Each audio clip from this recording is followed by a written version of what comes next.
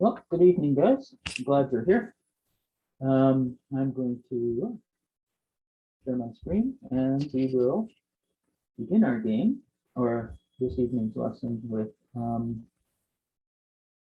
a discussion of some opening principles using the Sicilian defense. This is going to feature opposite side castling as its main thing.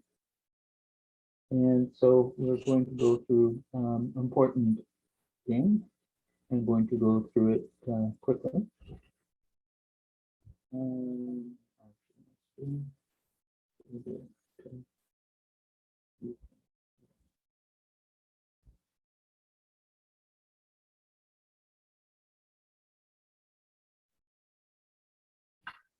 Okay, so what we have here is it's the Sicilian defense. And we're going to look at the game from White's point of view. It's going to feature White castling on the queen side, Black on the king side. It's a Sicilian Najdorf, which is quite a sharp variation. And the reason I'm bringing it to you in large part is we're going to study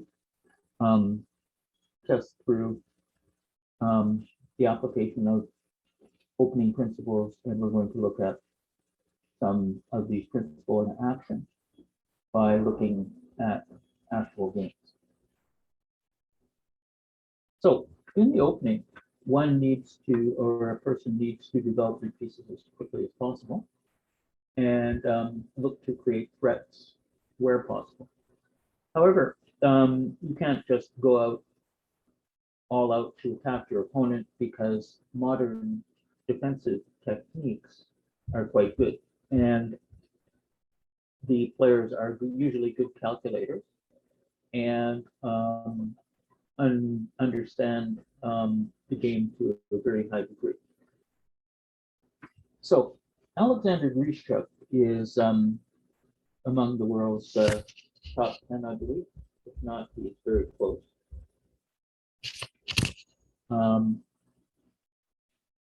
And this game that we're looking at was played in, let's see, it was played in, there we go. It was played in 1999 in St. Petersburg, Russia, at the Chigorin Memorial. If anybody can't see the screen or can't hear me, please speak up and let me know, and I'll adjust things if necessary. Further.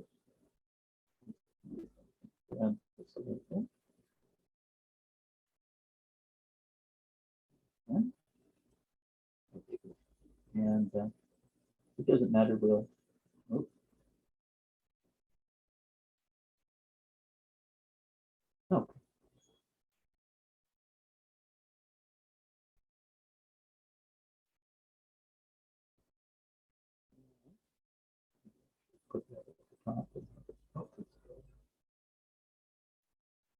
Okay, it's not really enough. Okay.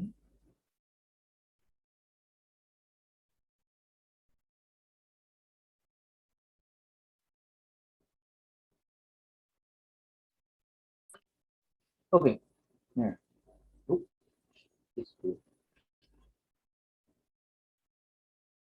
Okay, let's get on with the game. First of all, some opening remarks by the annotator. Unquestionably, the Najdorf Sicilian is the most popular opening in chess, and for good reason. The key to the Najdorf's resilience and dynamism is that it is very flexible. In most variations of the Najdorf, Black has a variety of playable options in countering White's selected system. Oh, I think your screen is frozen somehow because I can't see anything. Like you can't see it.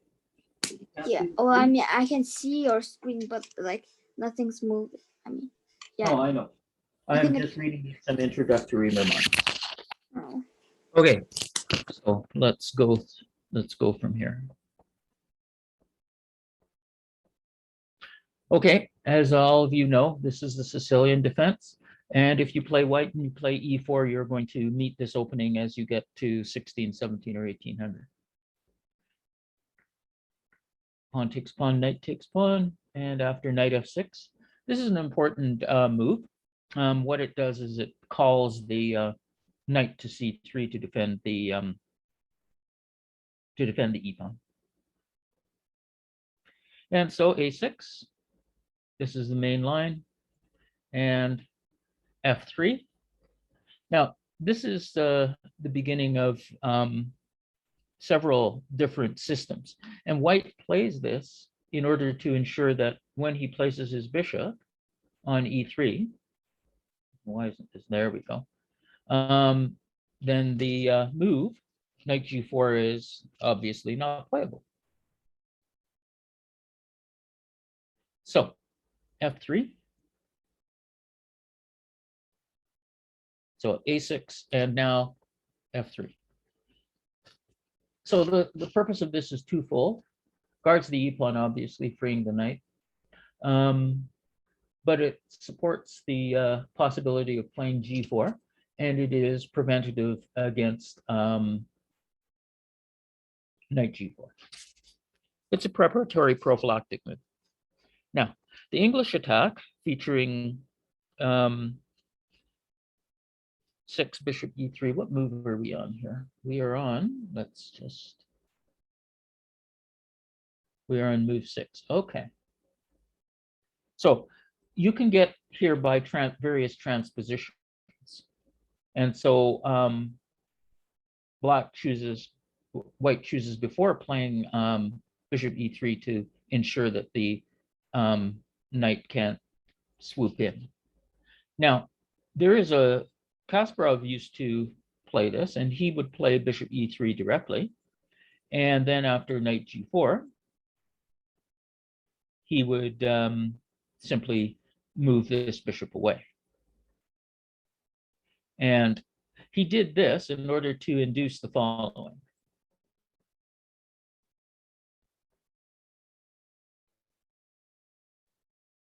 My computer's a bit laggy, I guess. Okay, and so what white has done is he's got a trade of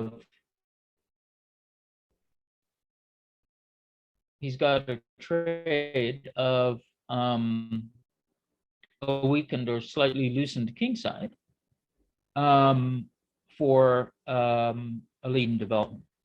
So he's gone and forced these pawns to move forward in order to chase the bishop. Oh dear, I'm usually having. I hope you guys can still hear me.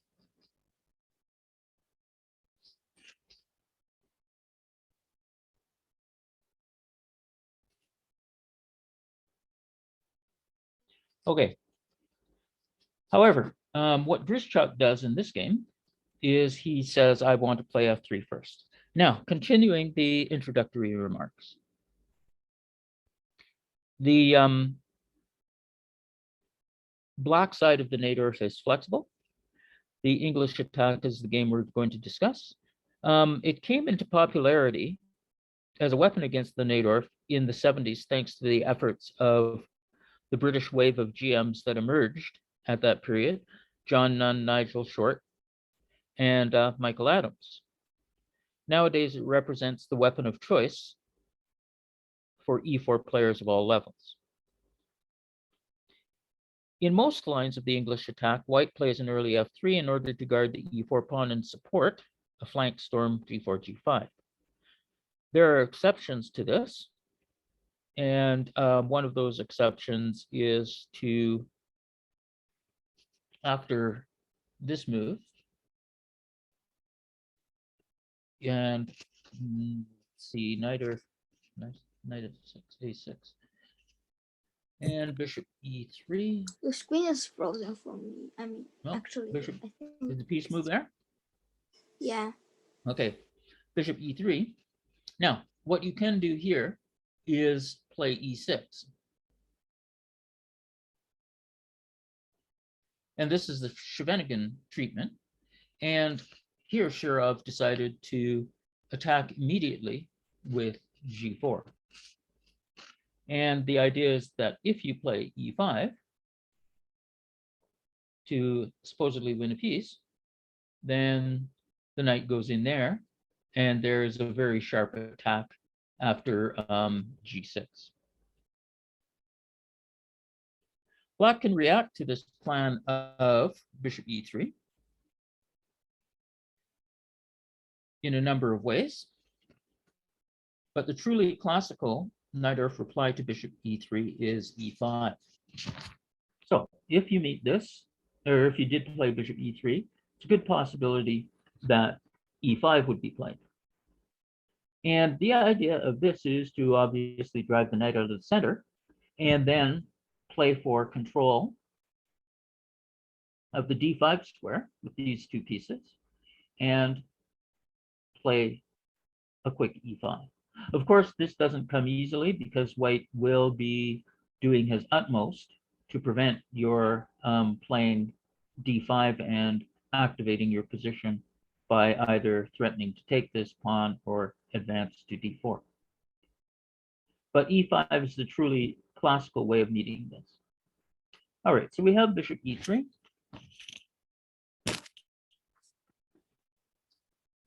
e5 is the course of action, and play is invariably razor sharp, and one slip can usually be fatal. These lines are instructive because of the usual race to attack the opposing king. However, as a rule, the play requires a surgeon's touch, especially in the build-up stages. Once the king is fully exposed, the butcher can take over. Yikes. The following selected examples illustrate the current ideas and themes contained in this rich and exciting opening, and should be instructive to players of any repertoire who wish to sharpen their attacking skills. And all of you guys like to attack. Okay, let's get back to the game. So f3 and e5, driving the knight out of the center, and bishop e6 and bishop e3. So by transposition, we have arrived at our opening, and white is going to castle quickly, and the queen's going to go here, this guy's going to go over there, and this pawn is going to be flung at the king side.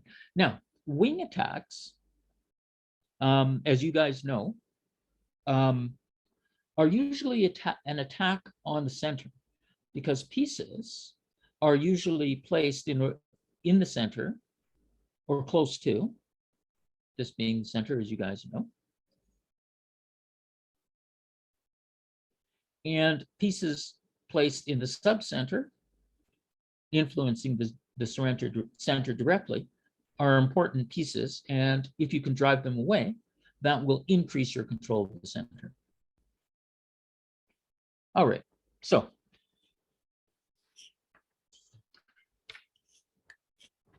after bishop e3, bishop e7. Okay, right now it's unpalatable to try for an attack with d5 because it leads to some early simplification that black doesn't want. Are there any comments on bishop e7? No, not at the moment. So we are always looking at this position here, and black decides to complete his development as opposed to open up the position with d5. Now, I think there's some difficulty with it, and we'll just turn on the machine. Let's see, there we go. And instead of bishop e7, okay, does it show up? Doesn't even show up on the d5, doesn't even show up as the computer's top choice. Okay, so what we're going to do is we'll shove it in and see what the machine says.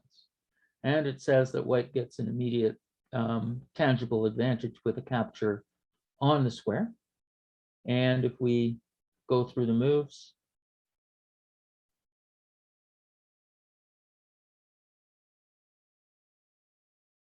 we find that after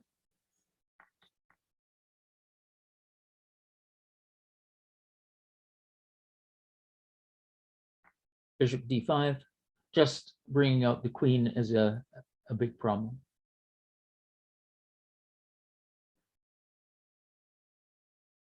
Okay, so d5 is thought to be unplayable. And the reason is that their lead seems to be a premature simplification into an open position.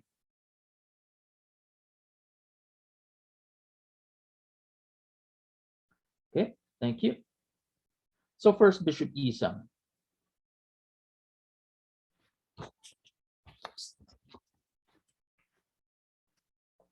Queen d2, castles, castles. So our first basic position is reached, opposite side castling. Bobby Fischer put it succinctly when he said, in opposite side castling, he who arrives firstest with the mostest is going to be the winner. So b5.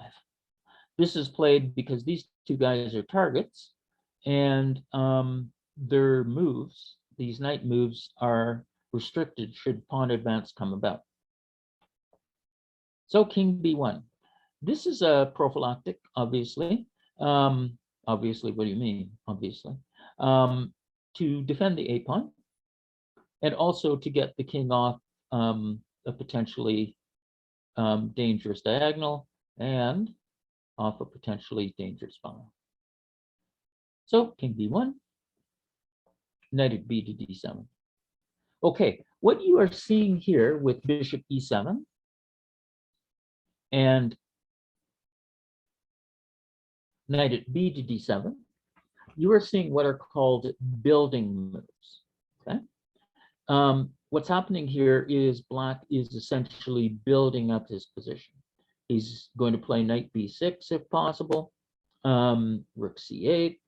He's going to consider, sacrificing on d3, although not in any time soon, largely because he wants to, be able to play d5.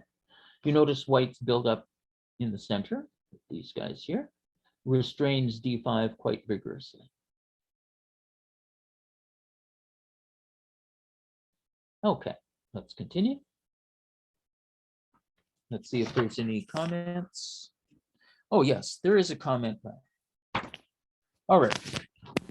White's pawn storm with g4, followed usually, but not always, with h4. The ultimate goal is to advance the pawns in tandem until g5, g6 is finally realizable, which disturbs the black's king position and the squares surrounding it. Black fights back by starting his own action on the queen side, often with the maneuver b5 and knight d7, b6. Now, the passive knight on b3, this guy here, can be subject to pressure with a quick a4 or a5, a4, and in some cases, but black must beware that knight jumping to c6 via a5 in formations where white plays an early knight d5 and bishop d5.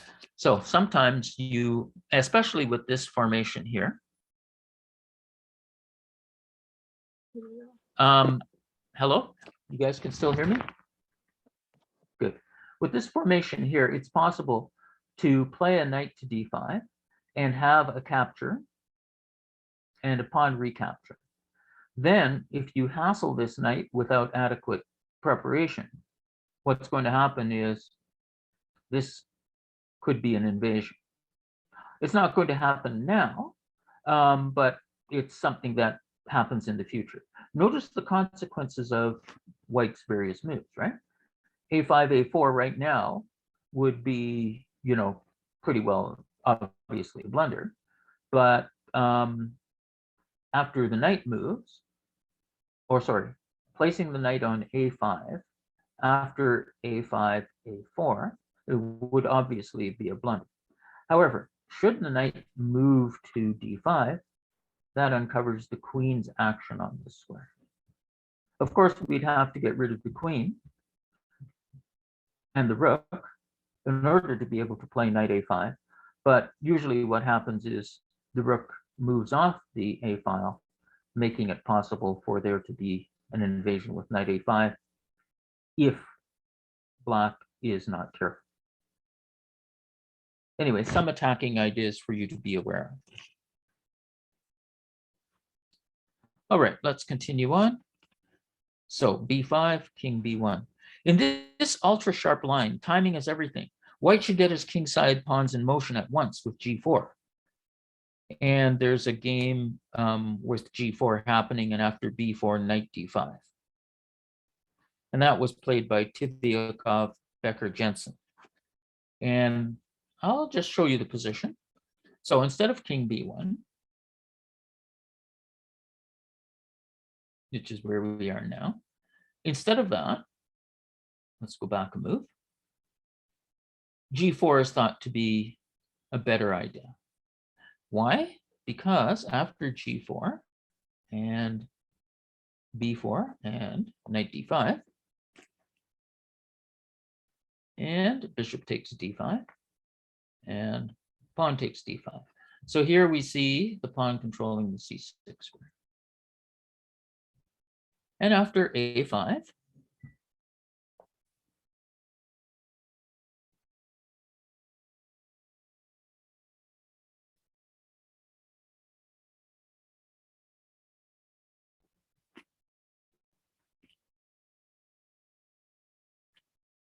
after a5, what did we see? We saw king b1,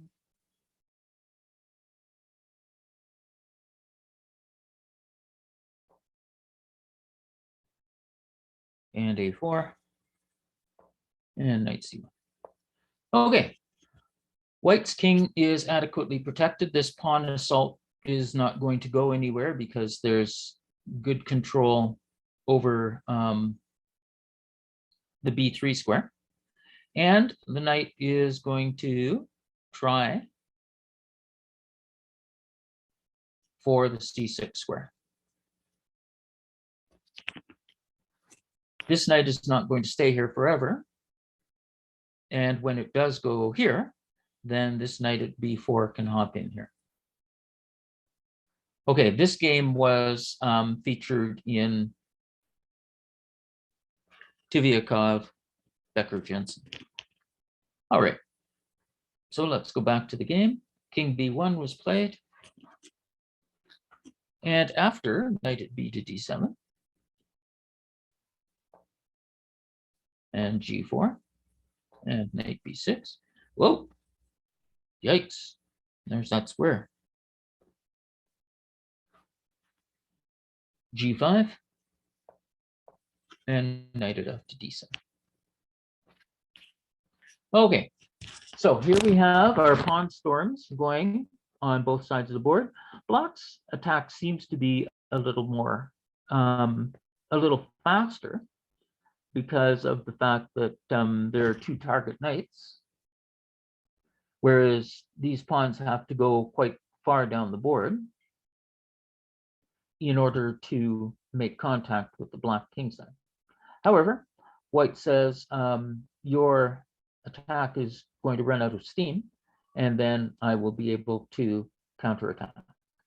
Notice what I said before, how this pawn at f3 supports the quick advance g4, g5, and how a wing attack against a centralized position can be actually an attack on the center. So first you drive the enemy piece out of the center, and then you come into the center. All right. So let's get back to knight at f to d7. So h4.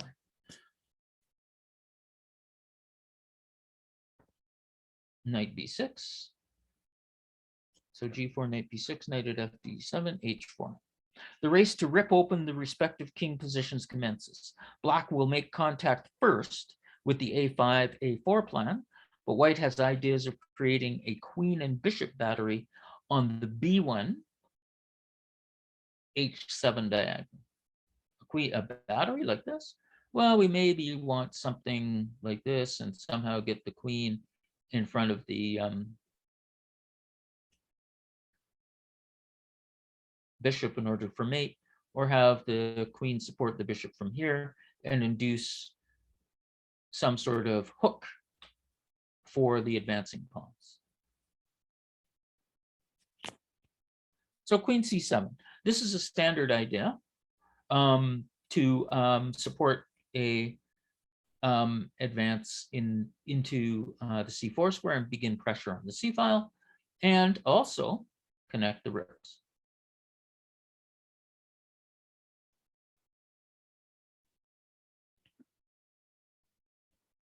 So h5, b4, and knight d5. Okay, and now bishop takes d5 and pawn takes d5. And so we have a change in the pawn structure, and we see what's happening with the potential for this battery along this line. And we see the possibility of this action in here.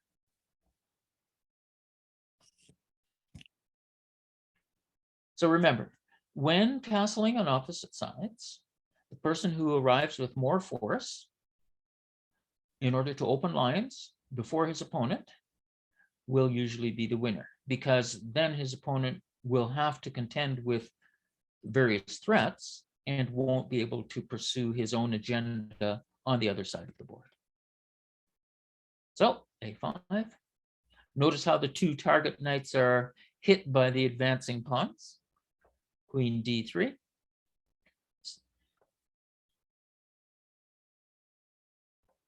And knight d2.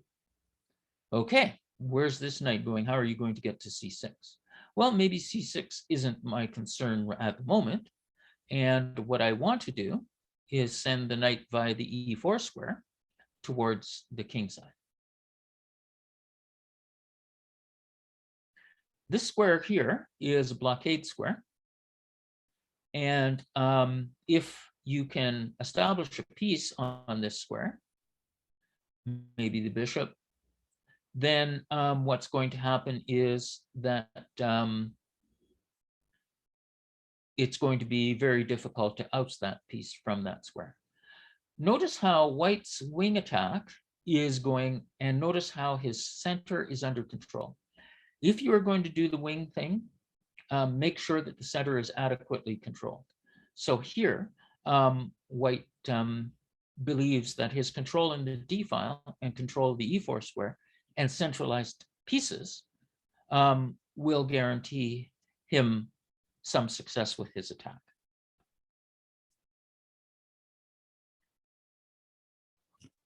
So a3.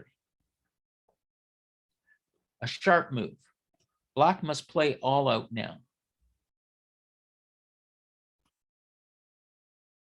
Playing rook a5. There's a note here. Playing this rook to here. This is another possibility. Saying, well, this pawn is going to die. Loses because after queen f5. So now we see the purpose of this and to talk about the queen and bishop battery. So says, you know what? I don't care about this pawn. Death of your king is more important. And knight takes d5. And bishop d3. We see how the pressure has caused a weakening of the king side. So after g6, hg, you can't be opening the file.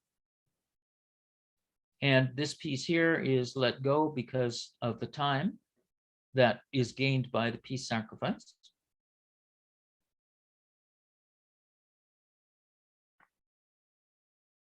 And queen h3. Now, it's often been mentioned to you, well, why is the center so important? And it's the usual answer is because through the center, the pieces can reach both sides of the board. So let's look at where the queen was. And what did she do? She went here, she went here, and then she went here. But first, she established herself in the center and was able to move from one wing to the other. In this case, from the queen side to the king side with tremendous attacking potential. So that's why you control the center and keep your pieces centralized where possible.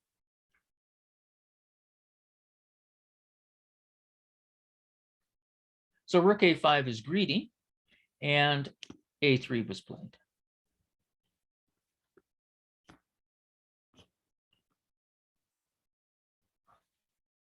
So get the queen over to the king side. So queen f5. The theme is a constant in this variation. White provokes g6 in order to force open the h file. A takes b2, not with check. The queen seems to be far away. Too tempy anyway. So bishop d3. And g6. Notice because this bishop is here and this rook is here, this is going to be some sort of mate because there's no escape for the king because of the traitorous bishop on e7. All right.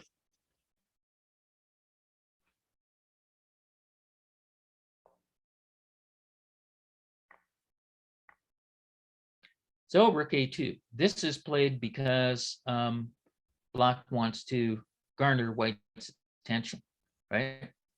I'm threatening to exchange off a few pieces and possibly, bring the queen over and mate you on a3 or some such affair, or from a3.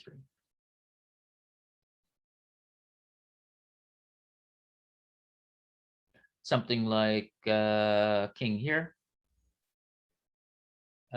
queen here,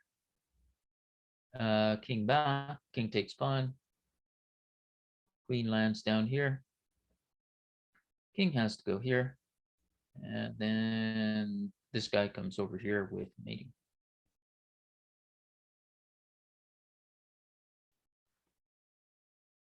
It seems as if black has crashed through first, as this blow threatens mate with rook a1, king b2, and queen c3. Oh yeah, the girl can come down here. And king a2 loses to rook here. And after king b1, because taking this pawn is no bueno, after king goes back, king b1 comes rook check, king has to take, and mate. So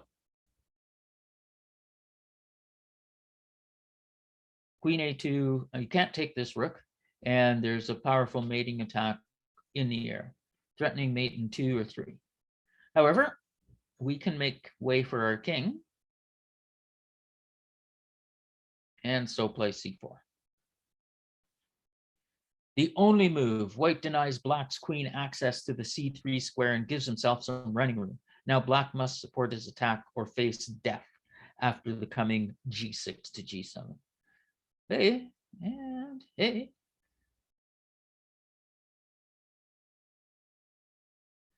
So knight takes d5. No material sacrifice is too great in the battle for the king and opposite side counseling. Knight d5, what a clever idea. I'm threatening to mate you instantly with knight c3, king up here, and then b1 equals queen double check, and you can resign.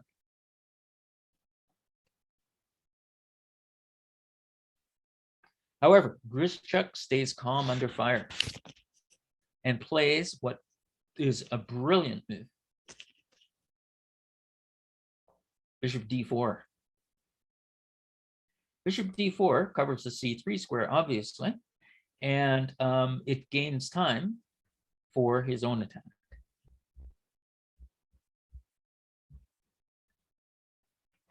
A pity that this flashy move fails. Black is still in the game. Amazing. Black is still in the game after ED4. Okay, now we see the purpose. Using consequences thinking, let's look at how this attack is met, right? The bishop was attacked. Had to get away from the heels and hooves of the knight, yet defend the king. So he uses the fact that this piece is unprotected in order to be able to capture the knight in the event that the bishop is captured. So black is still in the game after. Take this, and queen takes this. And now, queen a5. Black must challenge the centralized queen. If you don't bother her, then it's going to be over, because the main attack against the king, which was threatened by the knight, is met now by the aggressive posting of the queen and open lines against the king on this king side here. There's a pin on this line. There's a rook coming down here. There's possibilities of knight infiltration by e4. So this centralized queen must be dealt with. And in addition, queen a5 does support the rook at a2. Black must challenge the centralized queen. So g takes f7. Check.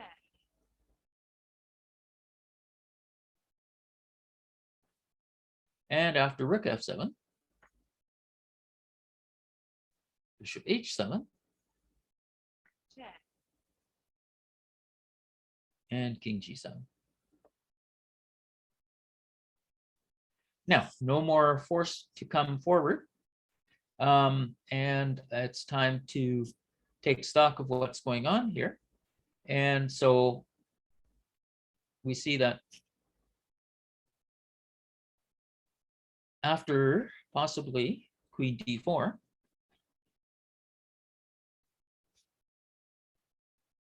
well, we decide to take the queen, because if the attack stops, how would the attack stop? Oh yes, if you take this, then this knight can step in the way, interpose. There aren't any more checks, and now you have to face the possibility of getting checkmated on a1 from a1 and a3.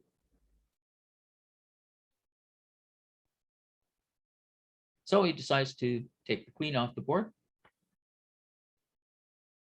And after rook a5, saving the rook, of course, black was under the illusion that he actually threatened serious damage with this move. But Grishchuk calmly ignores the phantom threats and seals the black king's fate. All right, so back to the game. Bishop d4 was played.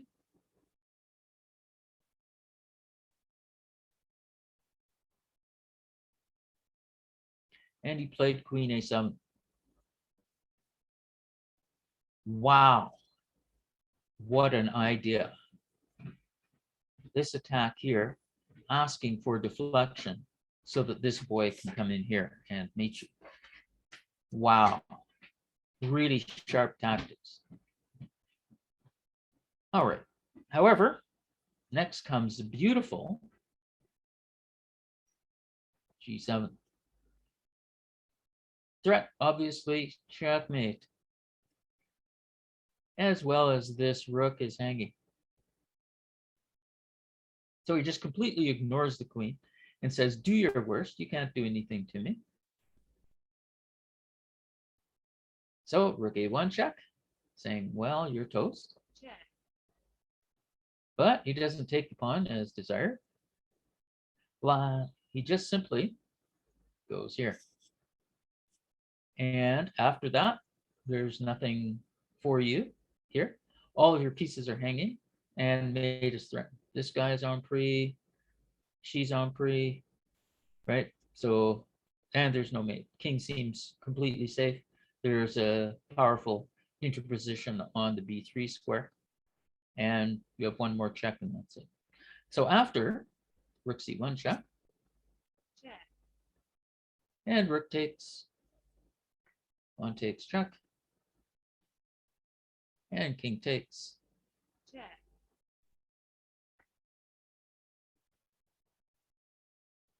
There's no more attack.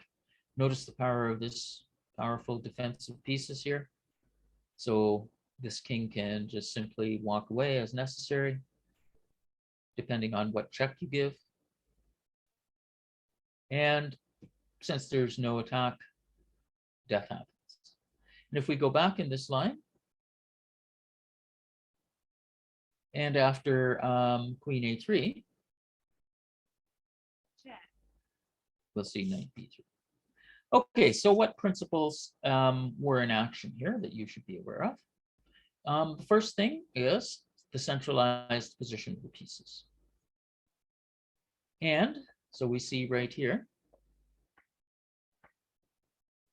standard knight Earth variation, and the signal that some sharp attack is going to be played.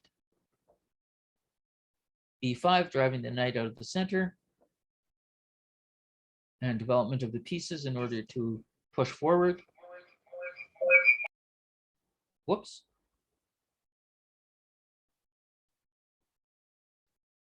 No questions? Okay, good.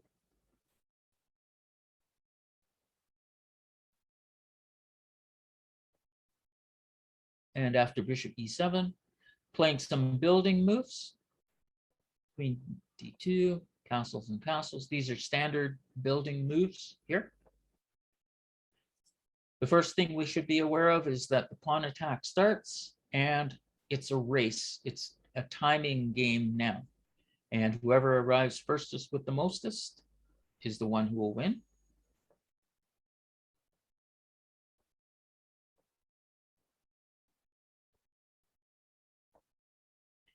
We see the wing assault aimed with the aim of driving the center, the pieces which protect the center, away so that you can occupy the center.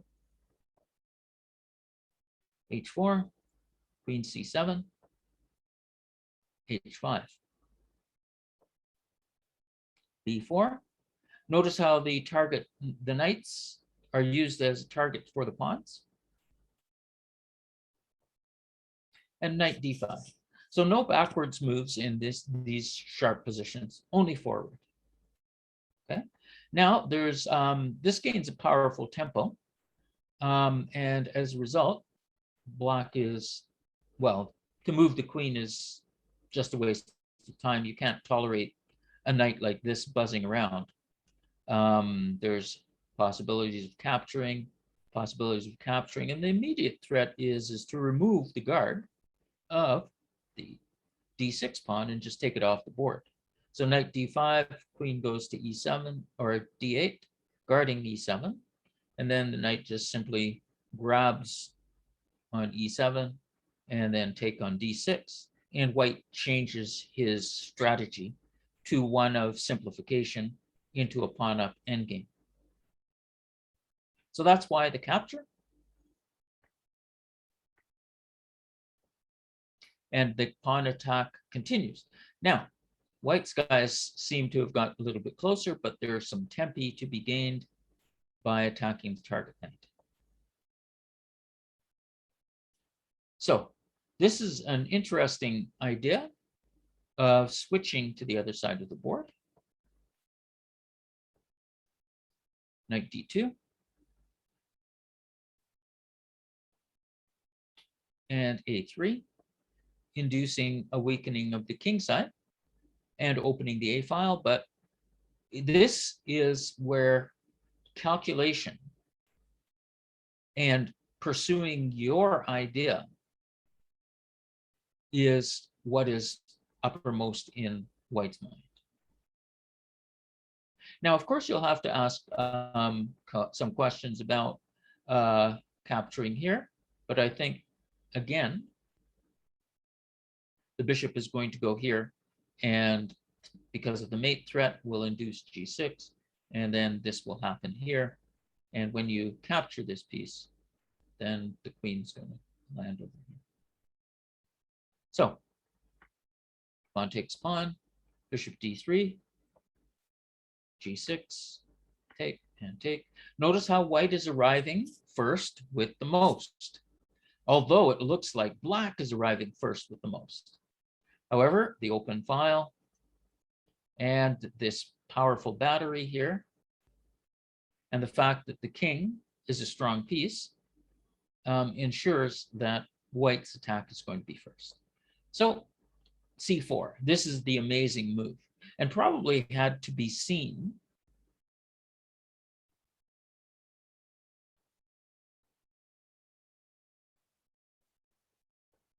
right here.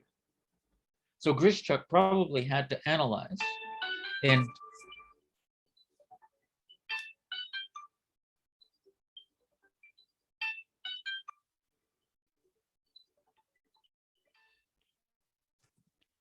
he had to see that there was no mate. And that was directly because of calculation. So here, there, here, g6, take, take, and then rook a2, and then the brilliant move c4.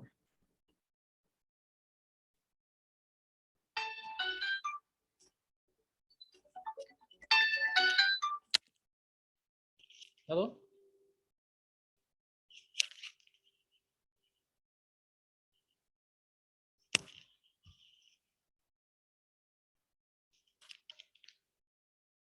I apologize for that interruption there. All right, so I believe the tournament starts shortly. Is that right? Starts or are we here for another 15 minutes?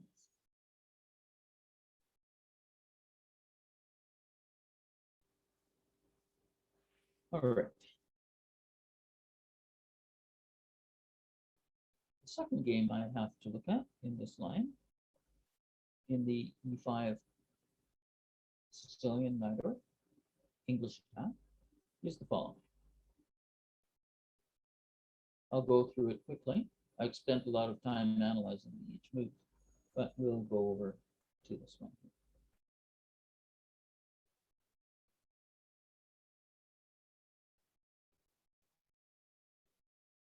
Great chapter. All right, chapter 7. And we have a blank board, which is fine because I'm going to put moves in.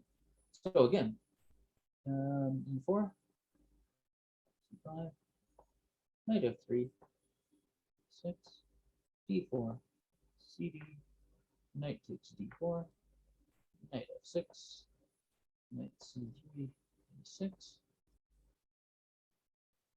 and F3, securing the center.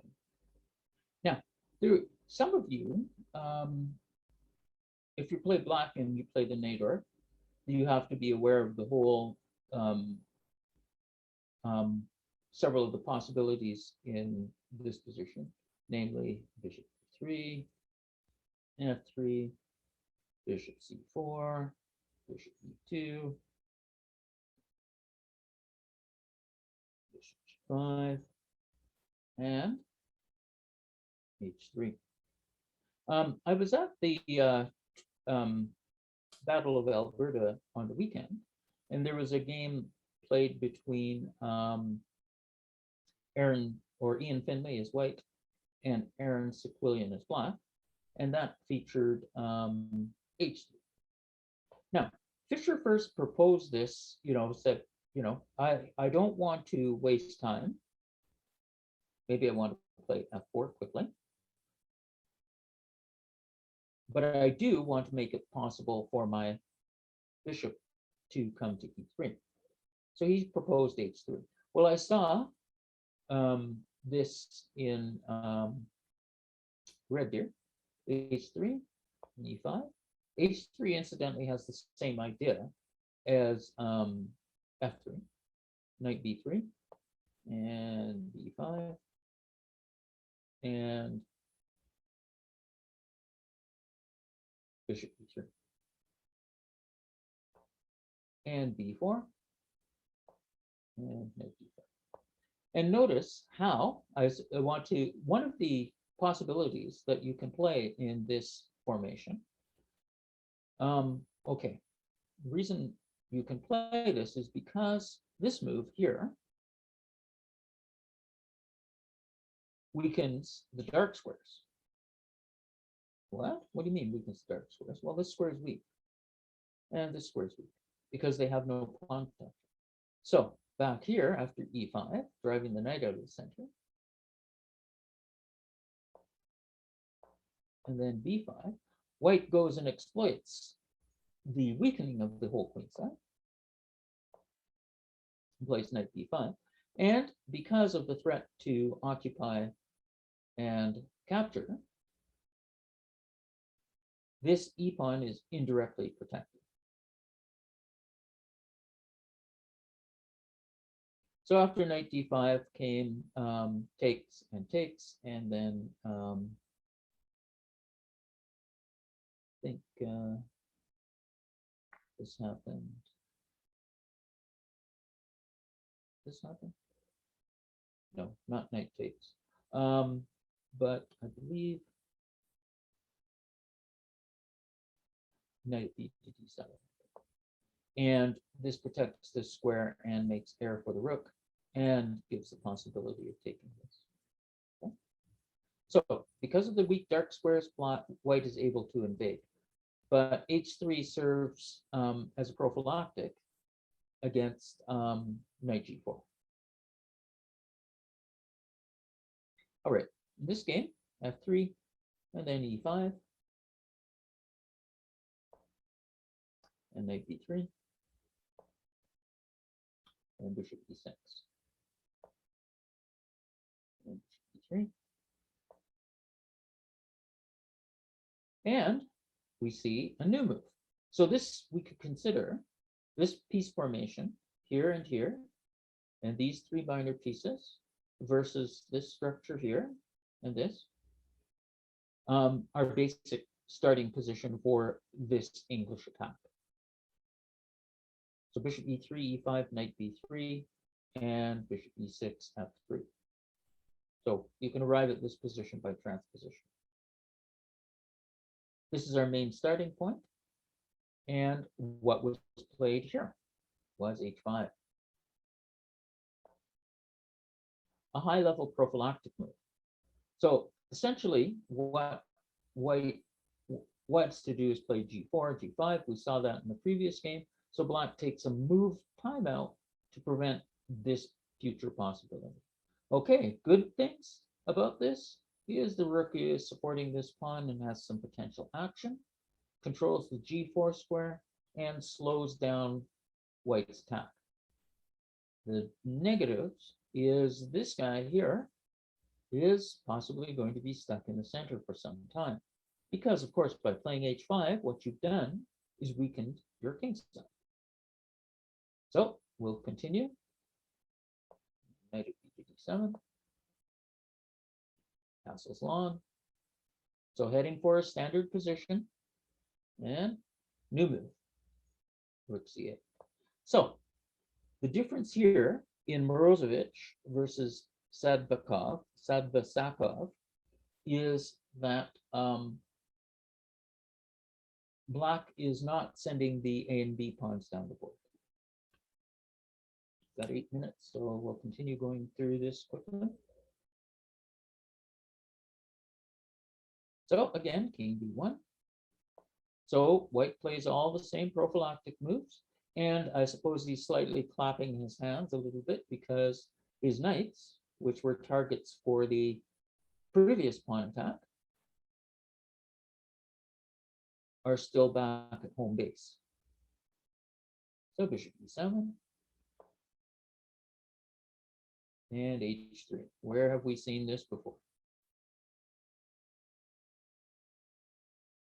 Queen c7,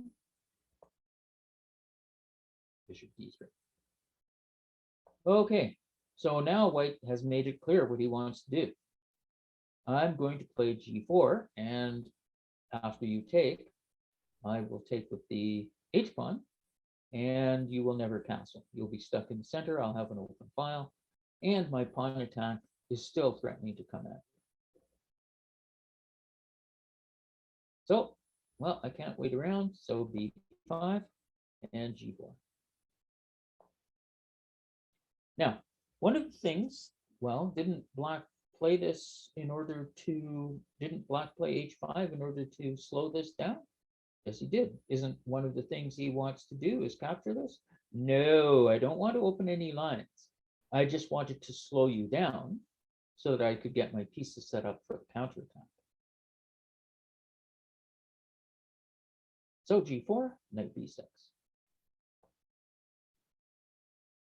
Okay. Now we see something in action. This knight is going to come to c4 and be quite disruptive. I don't want to capture it with my king's bishop because that piece is going to be used to hopefully attack your king once I possibly play knight b5. Also, I don't want to have to castle or take this piece because this pawn might capture and open the d line. So I'm going to get rid of an attacker and play bishop takes.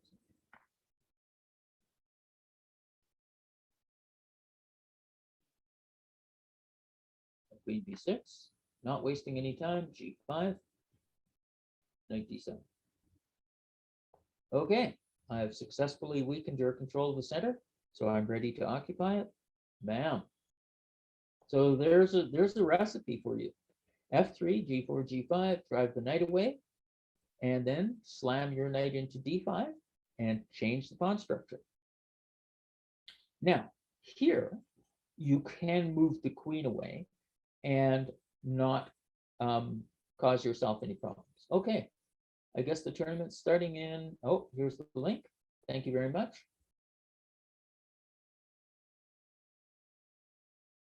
Okay, let's get rid of that. So link for the tournament's in the chat. I hope you can join the event. 4 minutes, I guess. So we see the formula in action. Set up the Yugoslav pawn structure, play g4, play g5, and drive the piece away from the center, then occupy the center, attacking various pieces, forcing an exchange in the center. Here, however, it was thought that moving the queen somewhere else would have been a better idea than taking on d5. However, the game is not, or these moves are not analyzed here, although I see that bishop d5 gets a question mark. So any of you who are wondering, aren't there any alternatives to playing other than bishop d5? You simply flip on the machine. Now, when you are learning an opening, what you should first do is just go through the moves and try and guess the actions of your opponent. Well, how do you do that? Lichess gives you the score right here. Well, you simply go, load the game. I'll show you what I mean.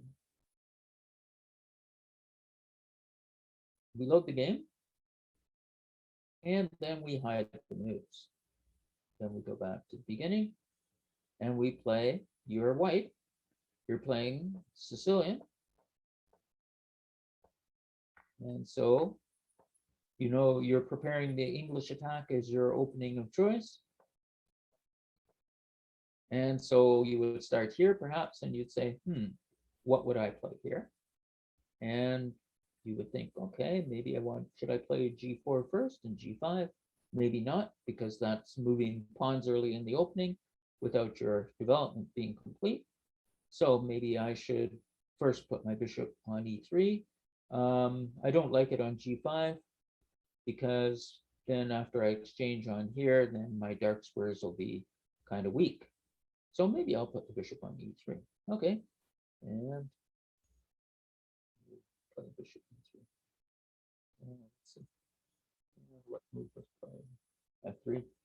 And after f3, e5, we move the knight away. Bishop e6, Okay, what do I do? I'll play bishop e3. Okay. So you play guess the move here, and you could start from, say, move 10 or 12, and go from there. The reason you do that is to get a feel for the game. So when you are picking up an opening, what you should do is you should go through and get your games from a reputable database. In this case, I got them from here, and then load them into your tool of choice. Not many of you are using ChessBase. Maybe some of the stronger Americans are. But if you're not, and you decide to use the Lichess database, go and get several games in your selected opening, put them in to your database, hide the moves, and then play guess the move. That's one way of preparing. Okay. All right, let's go back to our game.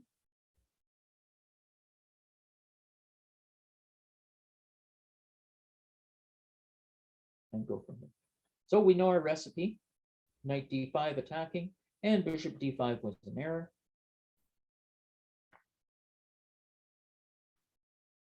And after ed5,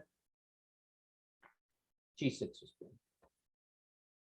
This is to stop the further assault of the pawns. And notice now that since this pawn has passed by the h-pawn, this king feels kind of safe. I'll just castle and say, okay, I'm pretty good here. You're not mating me on this diagonal anymore. So yeah, I'm good. The center's closed, so my wing attack should be fine. It would seem that black should be pretty satisfied with the outcome of the opening. White's knight on b3 is out of play. Notice how these pawns dominate the entrance of the knight back into the game. And it is not obvious how he can create attacking chances on the king side, he being white. The break, f4, is available, but if timed incorrectly, black's knight will occupy e5. Black seems to have the makings of his own attack against the white king by mobilizing his queenside pawns. In reality, however, black has difficulties. Thanks to his space advantage, white can maneuver to prevent black from creating attacking chances. So with a close center and having more space,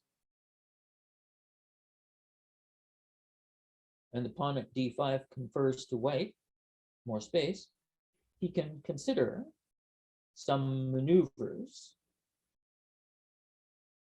in order move the queen, play knight d2 to e4, for example, or send the knight a different path.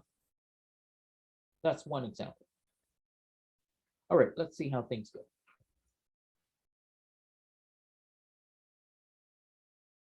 Since the center is closed and there's no further line opening possibilities with the G and H pawns, this rook says it's time to move to the center. This prevents castle on account of f4 when black cannot stop the possibility of f5. So by using the pin and an unprotected piece, it keeps your king in the center, and the desired break f4, f5, supported by this bishop, will open lines against the enemy king.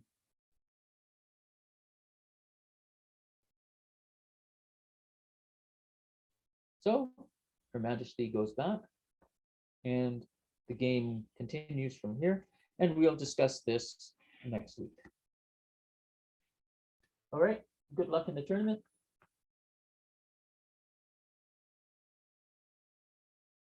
And we'll see you on next Tuesday. Thank you for attending. Bye-bye.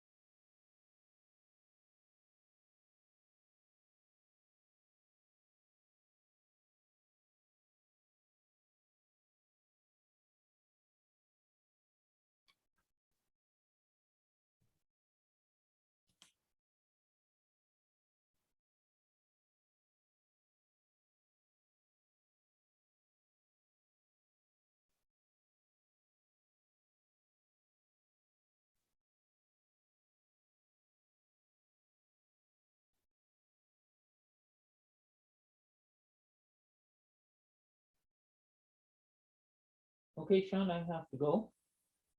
So I'll end the meeting. Is that okay? Yes, it is.